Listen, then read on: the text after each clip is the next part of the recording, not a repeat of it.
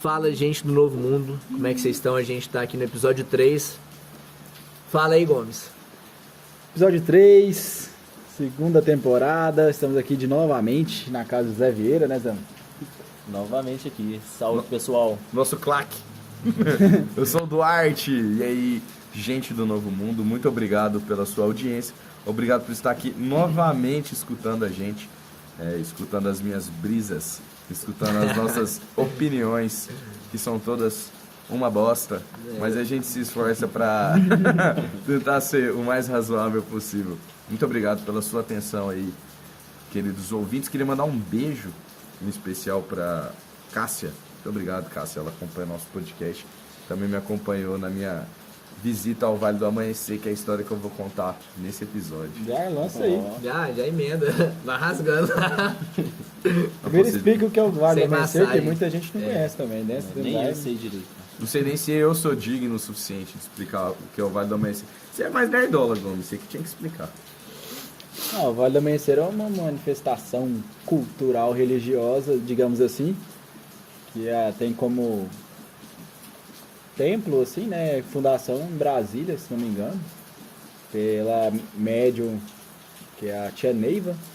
E, tipo assim, tem algumas similaridades com Umbanda, com a cultura cigana, mistura alguns tipos de coisas. Eles têm, eu acredito assim, é uma percepção minha, né, eu não posso falar por eles, porque eu nunca participei de nenhum estudo, só frequentei um pouco. Mas eu vejo eles com uma especialidade muito grande em desobsessão e encaminhamento de almas assim e tal, né?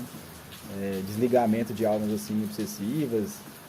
E você vai lá, tem atendimento com preto velho, esse tipo de coisa, né? E é um trabalho muito bonito, muito, muito forte, muito intenso. Aqui na nossa cidade tem 2 templos.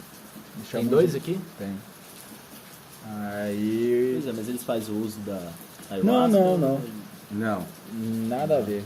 Ah, É bem mais parecido com um centro Umbanda mesmo do que com Daime. eu achei que tinha isso de fazer o uso da ayahuasca. Apesar deles eles usam farda, estilo Daime também. Chama de farda também. As fardas que eu vi lá eram uns coletes, né? Aí eles usam uma roupa bem similar à ideia do que a gente usa, uma calça padrão, camisa e o colete por cima. Eu fiquei muito animado, achei muito bonito a decoração do Vale do Amanhecer. Cara, lá é muito bonito, assim, cores e a decoração mesmo. É lindo, lindo, lindo, lindo. E olha que eu fui num lugar muito simples, mas eu achei lindo, lindo, lindo demais, lindo demais. O pessoal falou pra mim que os outros templos, os templos maiores do Vale do Amanhecer, são mais bonitos ainda. Eu fiquei até com vontade de conhecer os outros. Que top. Bom, no outro podcast eu cheguei a comentar que eu ia falar um pouco mais sobre São Francisco de Assis nesse episódio. Na semana que eu pedi as instruções para quem escutou o episódio 2, que eu contei que eu fiz drama pra caramba, e falei, mestre, eu quero respostas, e ele me deu 580. Junto com esse combo, nos meus pensamentos ficava martelando muito o nome São Francisco de Assis, São Francisco de Assis. Eu falei, São Francisco de Assis então, beleza, vamos ler a história desse cara. E aí eu fui no YouTube e achei um filme antigão, sei lá, da década de 70, São Francisco de Assis. Falei, vou assistir. 1 hora e pouquinho, eu gosto de ficar assistindo tudo que eu gosto, filme antigo, católico. Eu acho muito legal, de verdade, os filmes católicos. Não sei se tem um rolê um pouco de nostalgia da época que eu era coroinha, quando eu era adolescente, que eles passavam esses filmes, eles passavam altos filminhos pra gente assistir na catequese. Mas enfim, aí eu fui assistir o filme. E eu gosto muito desse negócio de roteiro, eu gosto de escrever roteiro. Inclusive eu tenho muita vontade de trabalhar mais com roteiro. E aí eu fiquei pensando que eu poderia ter colocado de diferente na história, como que eu poderia ter colocado a santidade do São Francisco de Assis naquela história. Depois que eu terminei o filme, eu fui ler na Wikipédia. E aí eu comecei a ver as diferenças bibliográficas que tinham, as referências bibliográficas das histórias e dos acontecimentos de São Francisco. E muitas dos meus pensamentos que eu tive, que eu pensei que eu poderia ter colocado diferente do roteiro, eram pedaços diferentes da bibliografia dele. É como se eu tivesse sentido a história de São Francisco de Assis, mais do que assistido, saca? É como se ele tivesse tocado tão profundamente no meu coração que eu soubesse várias coisas que tinham acontecido com São Francisco antes de ter lido. E eu fiquei, caraca, bota fé, né? São Francisco de Assis apareceu assim na minha vida, tipo, se apresentou pra mim e se mostrou, tipo, eu tive instruções de estudar aquilo. E eu lendo escutando, na verdade, né, as 580 respostas do Siri, nome difícil aí que agora eu não vou saber falar de novo, e também fazendo junto essa leitura sobre São Francisco de Assis, etc. Daí beleza, passou o final de semana, deu na quarta-feira, eu tava passando meio mal de gripe, não é coronavírus, relaxa galera, eu já fiz exame. Aí eu acordei e tinha uma música martelando na minha cabeça, que era os Sete Caboclos, do Dois Sóis, que é uma banda muito legal, inclusive essa música é muito da hora. E eu falei, legal, vou escutar ela, né? Quando a música fica martelando demais na minha cabeça, eu só deixo ela tocar. Eu coloquei ela pra tocar e fui tomar banho. Eu tava tomando banho e me deu um estalo, tipo assim, hoje é quarta-feira, tem Vale do Amanhecer. Porque eu já tinha pensado em outras ocasiões de ir lá. Só que isso fazia tempo que eu nem lembrava mais de Vale do Amanhecer. E aí, na hora eu já mandei mensagem pro Gomes, já mandei mensagem pro Aramis também, perguntando qual que era o horário, onde que era. Aí eles falaram que era 8 horas e me explicaram onde que era. Eu falei, beleza. Daí a Cássia, nossa ouvinte, nossa fã, um abraço, Cássia, se estiver ouvindo a gente, lançou uma mensagem lá pra mim e falou assim, você vai lá no Vale, eu vou junto, tudo bem? Eu falei, tudo bem, bora. Que bom que você conhece o caminho. E aí, beleza, cheguei lá, a gente fez, eles começam com um trabalho de mesa evangélica, que eles fazem a passagem dos irmãos desencarnados, eles ajudam, eles fazem esse trabalho espiritual, que é muito parecido com o que a gente faz no Daime também, só que eles têm um método deles de fazer, né? E foi um momento de meditação profunda, foi muito agradável aquele momento de meditação profunda.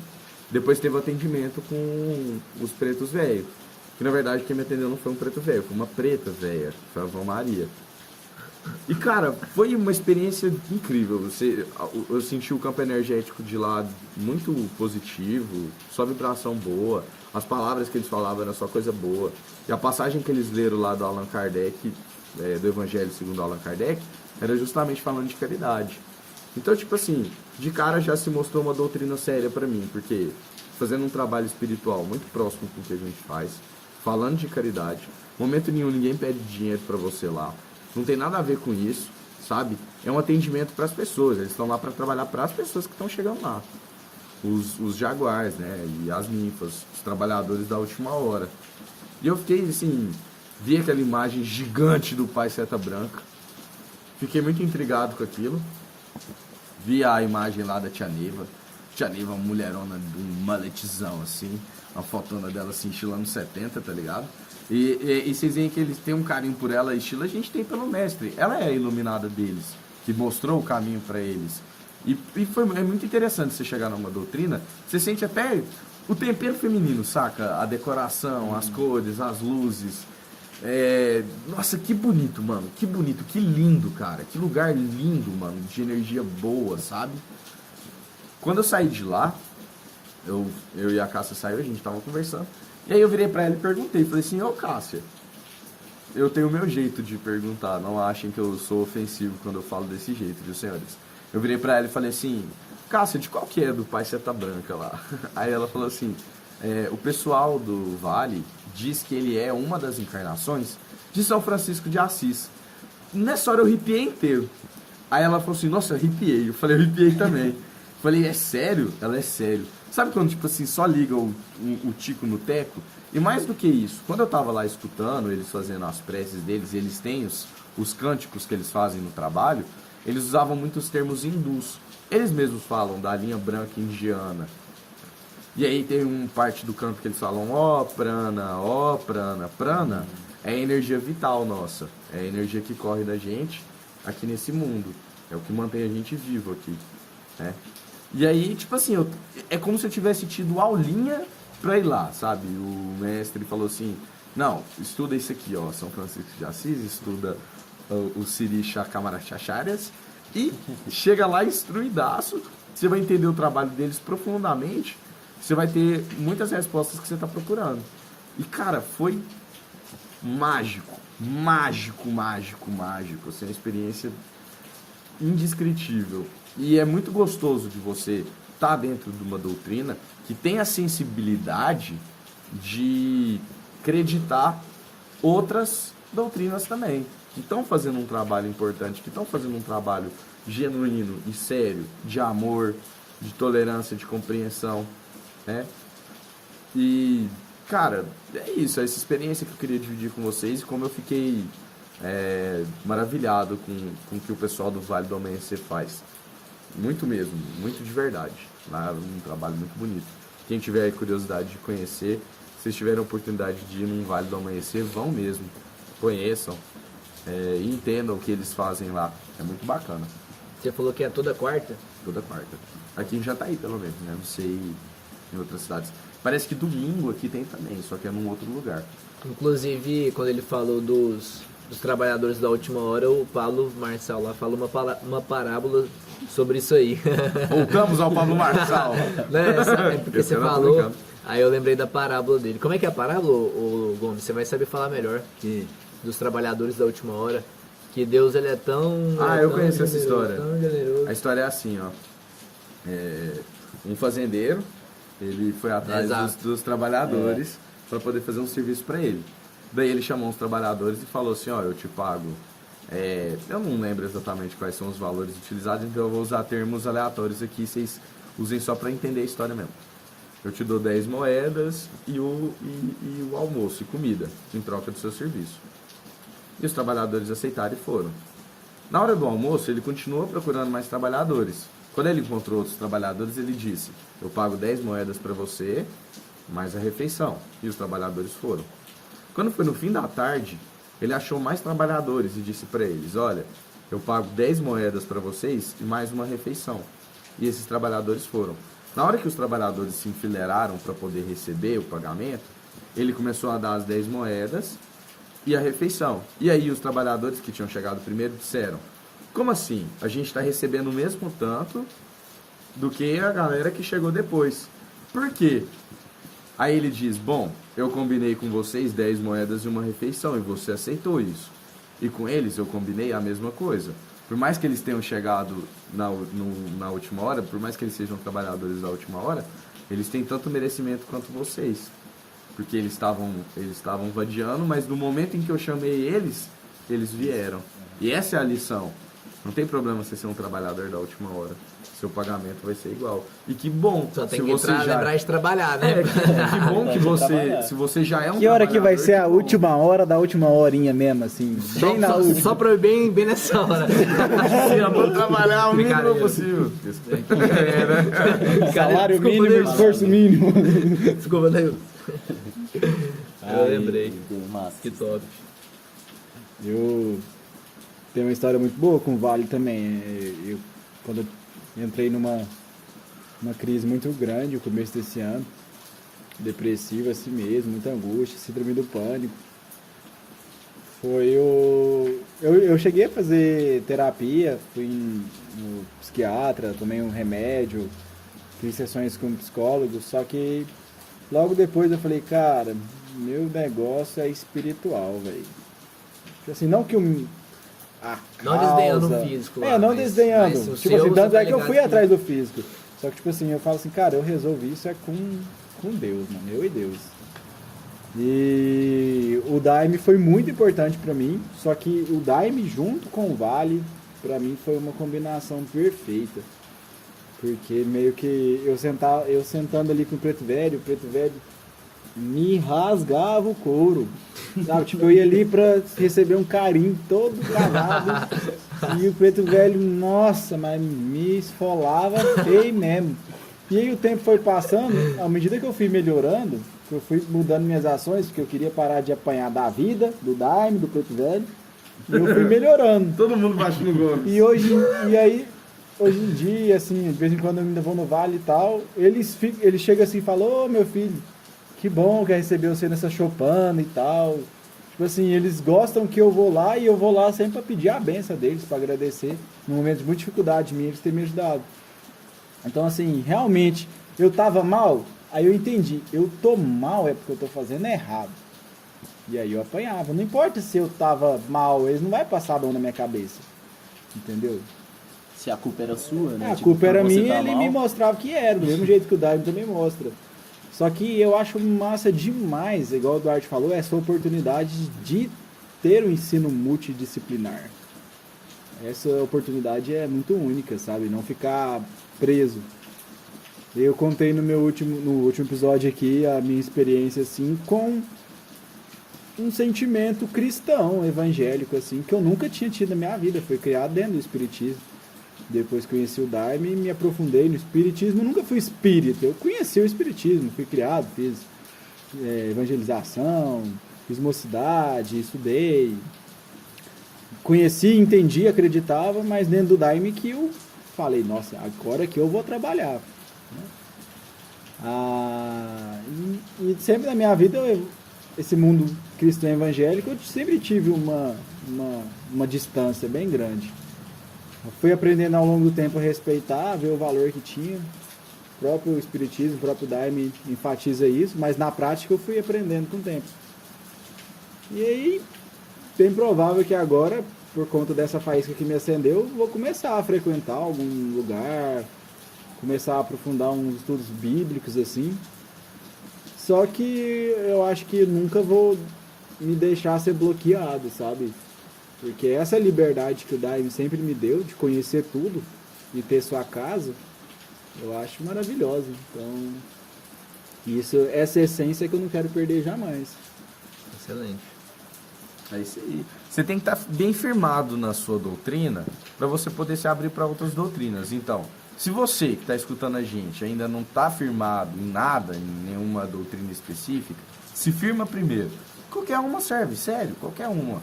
Que seja o catolicismo, que seja uma igreja protestante, que seja o budismo, que seja o espiritismo, tanto faz. Se firma, tenha em mente que você está aqui para servir, que você está aqui para tentar se espelhar na vida de Jesus, que você está aqui para evoluir, para ser uma pessoa melhor, para romper o seu ciclo reencarnatório, para você estar tendo a oportunidade de aprender a amar as pessoas, principalmente as pessoas que estão ao seu redor, porque é muito fácil você querer amar uma pessoa que está longe, né? É difícil amar as pessoas que estão ao seu redor. Então ama elas primeiro para depois vocês irem trabalhar o amor total, né? Que é o amor que Jesus conseguiu alcançar, é o amor que São Francisco de Assis conseguiu alcançar. São Francisco de Assis mesmo é conhecido como o patrono dos animais, porque ele foi um ser humano, um ser de luz tão iluminado, que ele via em todos os seres Deus. Ele sabia da divindade que existia em todos os animais. Tem uma história de São Francisco de Assis, e as histórias muitas vezes são apenas alegóricas. Então, mais uma vez, senhores, escutem as histórias que eu conto com o coração de vocês, não com o ouvido da razão. São Francisco de Assis decidiu ir levar a palavra dele até o rei dos sarracenos, porque ele queria mostrar para o rei dos sarracenos que o amor cristão é muito mais forte do que a espada, que existia um Deus de amor. Parece que alguém soltou um peidão aqui, né? Eita. Não tem um Nossa cachorro no Senhora. estúdio, hein, galera? Vou gravar um podcast, anotar aí. Nossa, que delícia de punzão. Agora senti. Caraca. Bom que ela levantou a bunda pra peidar pro nosso rumo. Ele virou pra soltar um peidão aí, ó. Me ama agora. É nós que ama, uai. Só não ama a catinga que sai, né? Bom, na história de São Francisco de Assis conta que quando ele decidiu atravessar o deserto sozinho, E quando os homens do sultão viram o cristão andando sozinho no deserto, eles soltaram feras, que não é especificado quais animais que são exatamente, mas no filme que eu assisti eles mostram uns guepardos, tipo uns guepardozão. E eles soltam feras no rumo de São Francisco de Assis. E aí as feras saem correndo assim, disparada. Daí quando os soldados chegam lá, o São Francisco de Assis estava fazendo carinho neles. E aí eles ficaram, tipo assim, meu Deus, ele é um feiticeiro, um negócio assim, vamos levar ele pro sultão. E aí quando ele chega no sultão, ele diz assim, bom, eu vim aqui te mostrar o Deus do amor. Aí ele diz, bom, então você está dizendo para mim que o seu Deus é maior que o meu Deus. Ele diz, não, eu digo para você que o meu Deus é o Deus do impossível, é o Deus do amor. Faz assim, escolhe um sacerdote seu e a gente vai entrar numa fogueira juntos.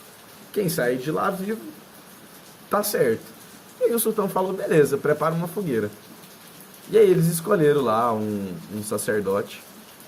E aí, no momento em que o sultão ordenou que eles entrassem, o sacerdote dele ajoelha e diz, sultão, tenha misericórdia de mim.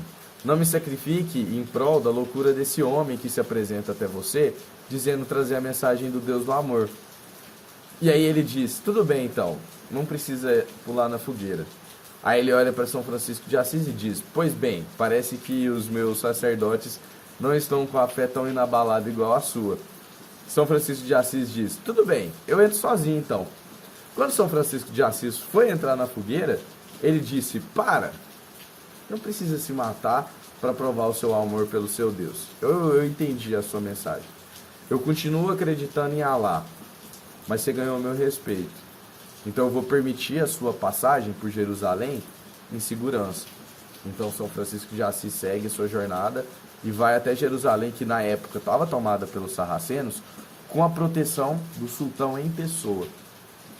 Então veja, ele é um homem tão iluminado que ele não precisou de chegar lá com espada para ir onde ele tinha que ir, para fazer o que ele estava precisando fazer. E eu não sei se São Francisco de Assis ia queimar se ele entrasse na fogueira. Achei a resolução final linda. Porque ele não foi convertido, o sultão não é convertido, mas ele respeita. Os dois entendem que ali eles estão falando do mesmo Deus. É o mesmo Deus. Não é um Deus diferente, não tem outro Deus. Deus é só um jeito da gente nomear o todo, que seria o cosmo, o Tao, ou qualquer outro nome que vocês queiram dar, qualquer outra interpretação que vocês queiram. Deus é um nome cristão que a gente costuma utilizar, né? Deus, não tão cristão assim, mas monoteísta, seria o termo monoteísta da divindade. E é isso, eu nem lembro mais onde que a gente começou essa conversa. Só faz igual o Duarte tá falando, porque é capaz que ele é o próximo iluminado. Ah, quem dera. Eu sei o que eu tenho que fazer, eu sei o que eu posso fazer para ser uma pessoa melhor. Hoje eu sou um discípulo do Mestre Irineu. E eu posso morrer discípulo do Mestre Irineu. Ou amanhã eu posso iluminar, agora eu posso me iluminar. Eu não sei. Eu vivo um dia de cada vez, sabe? E eu acho que todo mundo tem o mesmo potencial para alcançar a iluminação. A gente brinca dessas coisas aqui e tal, mas longe de ser alguma coisa do meu ego eu querer iluminação. Acho que é muito mais uma questão de consequência do que de objetivo. Você faz seu caminho, faz o que dá para você fazer e se for de rolar, vai rolar. Quando se ilumina, deixa de ser o discípulo de alguém? Eu acho que não. Aí você O vê, Mestre tipo, Irineu- é igual quando você tem lá a sala dos professores, aí você vai à sala dos professores também, todo mundo tem um respeito. Hoje em dia eu vou na sala dos professores, eu trabalho com os professores que foram os meus professores. Exato. Né?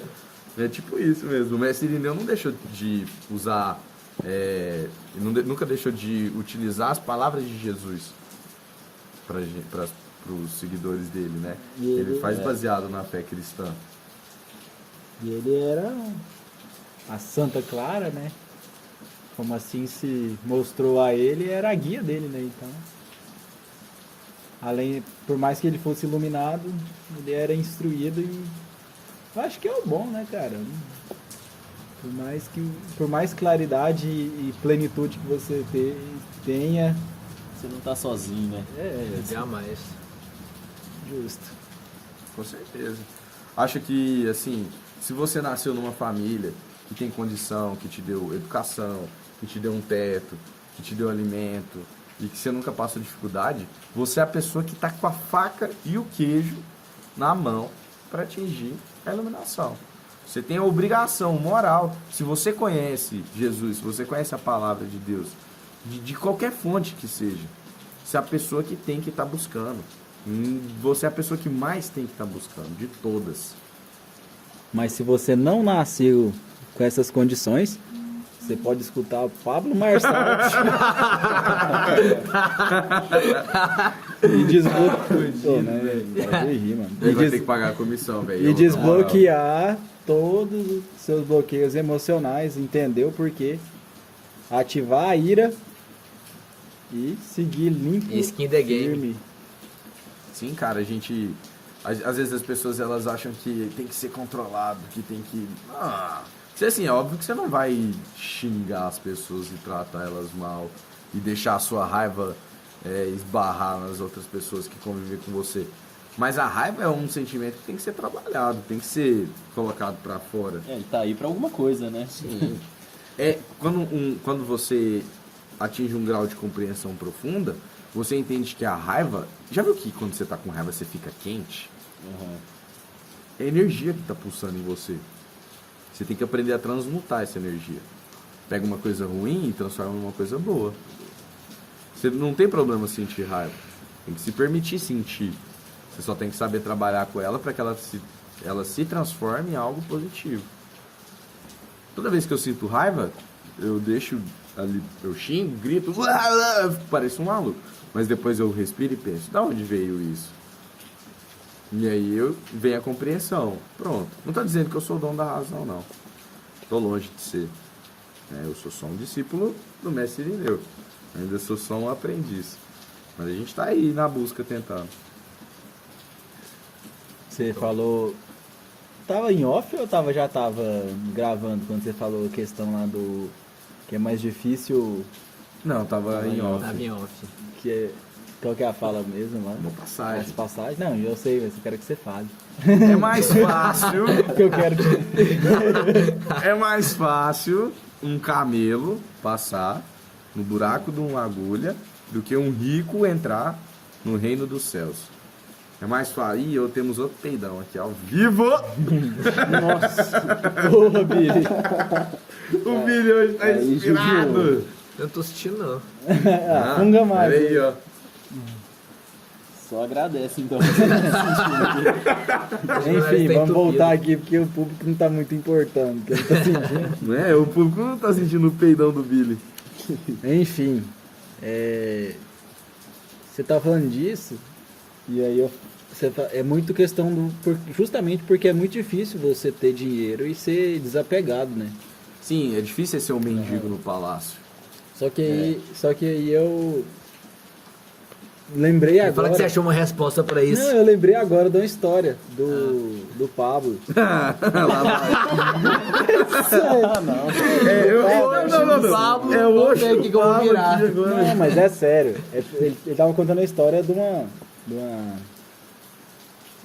Que tudo que dá na sua mão é munição. de uma amiga dele lá, que tá... Foi pedir conselho pra ele, assim, que ela tá numa disputa judicial, tem 10 anos, um patrimônio de R$500 bilhão. Puta merda. 500 milhões de reais. Então, uns 10 anos.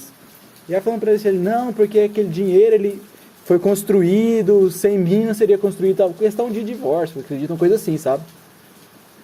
E tá há 10 anos, assim, tentando receber, não sei se todo esse dinheiro, ou metade, sei lá. Mas a história, enfim, é assim. Aí ele falou assim pra ela, beleza, mas você é tão próspera assim que você conseguiu juntar R$500 bilhão de patrimônio. Tá. E de 10 anos pra cá, quanto que você produziu de patrimônio? Aí ela, nada. Aí ele falou assim, não, peraí então, durante sua vida você juntou R$500 bilhão e nos últimos 10 anos você não produziu nada. Aí ele falou assim, não, então desiste, não, então larga a mão, porque esse dinheiro aí não é seu não. Como que uma pessoa que produziu R$500 bilhão, depois em 10 anos ela não produziu nada? Aí falou assim, ele perguntou, tipo assim, já teve vez de eu levar calote, coisa assim, situação de perder milhões. E depois eu deixo quieto, porque o que eu faço? Perco confiança e não faço mais negócio com aquela pessoa. Só que eu vou ficar, toda vez que você fica nessas, ele falou assim, essa questão judicial, você ficar correndo atrás disso, daquilo e outro, só mesquiaria, entendeu? Então eu acho que ser próspero, e essa é uma questão de desapego, sabe? Você não ficar, é uma questão de pobreza você ficar preso àquilo ali. Se você realmente é próspero, você é desapegado porque você sabe que você produz. Você produz mais. Você não pode, você não fica pegado, perder 2 milhões aqui, mas o que é 2 milhões? Existe outros 2 milhões aí, 2, 3, 50, Mais, 50 bilhões, trilhões. E é infinito os recursos do mundo, entendeu? Então acho que esse é o pensamento que faz o rico passar A entrar no reino dos entrar céus. no reino dos céus.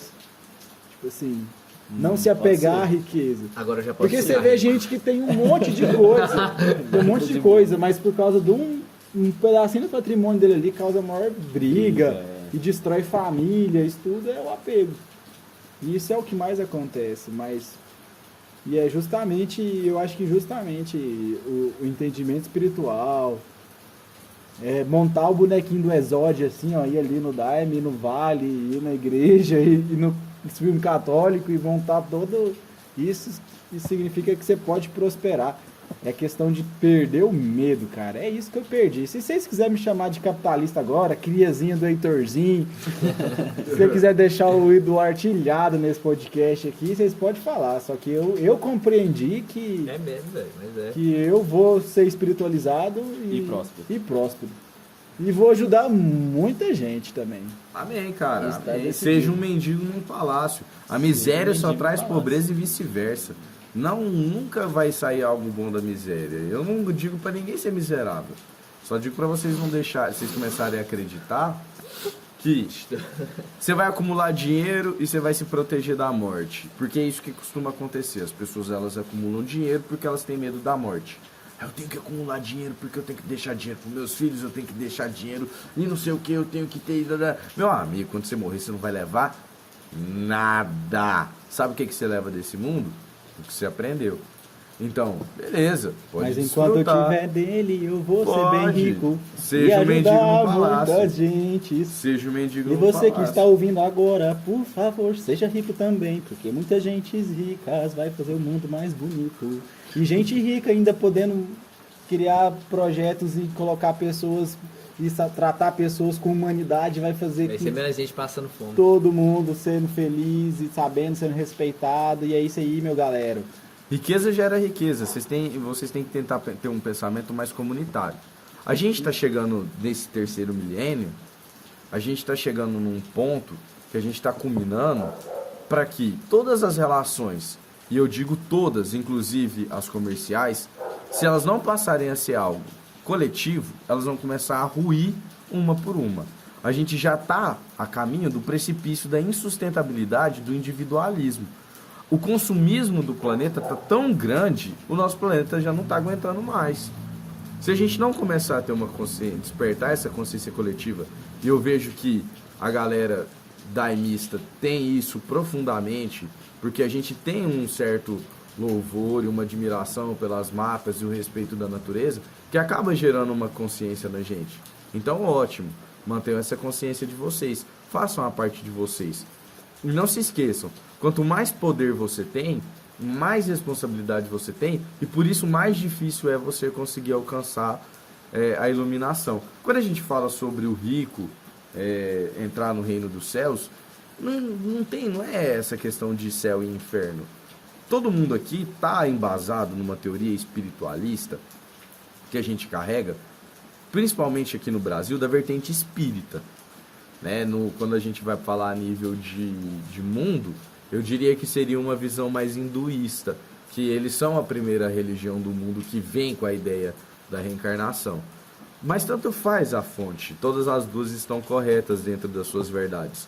O que eu estou querendo dizer para vocês é que vocês, quando você tem um poder aquisitivo muito alto, você tem muita grana, você pode fazer muita coisa para muita gente. O ponto é, você está fazendo? Se você é uma pessoa que está escutando a gente e tem muita grana, você está fazendo alguma coisa? sabe? E eu vou encher o saco sim. Vou Tem que encher o aguentar saco a sim. pica que você senta. É isso aí. Filosófico. Simplesmente a segunda temporada acabou com todos os princípios de que isso aqui é um podcast religioso. Só falando borracha. Desculpa, gente. Mas aí na telha. Enfim, galera, é isso, mano. Você tem que aguentar aí a giromba que você rebola nela. Pô, para! Vou chamar os meus irmãos. Quem quiser, venha escutar. Sem tentar, meu. Quem não quer escutar esse podcast, eu entendo demais. Vocês têm toda a razão. Isso aqui não tá perdendo uma qualidade incrível. Enquanto vocês no episódio 4, inclusive, que tá destrambulhando. Vamos encerrar agora esse episódio número 3, né? Do Já Dark deu Podcast, segunda temporada. Já passamos do tempo de novo. Ah, normal. A gente fala e descarrilha. Muito obrigado, Duarte. Muito obrigado, Heitor. Obrigado, José, por ceder sua casa. Foram gravação de 2 podcasts aqui agora. A chuva não para, em Nossa, constância. cara, tá maravilhoso. Muito lindo. Estamos aqui. Inclusive a casa do Zé é muito bonita, cheia de planta, muita madeira, Uma chácarazinha. uma chácara, muito top. Muito obrigado aí por tudo, meus galeras. Valeu, Zé. Valeu, senhores ouvintes. Obrigado pela atenção de vocês. E a gente se encontra no próximo episódio. Um grande abraço do Heitor. Um abraço, Gabriel aqui com vocês. Gabriel Gomes. Desejando uma ótima semana para vocês. Os episódios geralmente saem no domingo. Uma ótima semana. Fiquem com Deus. Escuta a gente, tira um print, marca lá no Spotify, a gente compartilha vocês também, a gente fazer aqui uma galera bem unida, em prol do bem. E fica a minha dica pessoal, galera. Sejam espiritualizados e prósperos.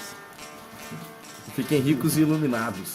Cara, Putz, velho, esse é o jogo do modo hard. raiz. Extra hard. Tenha todas as riquezas. Tenha todas as mental, riquezas. espiritual e física. É isso Seja aí. completo. Exato. Trindade.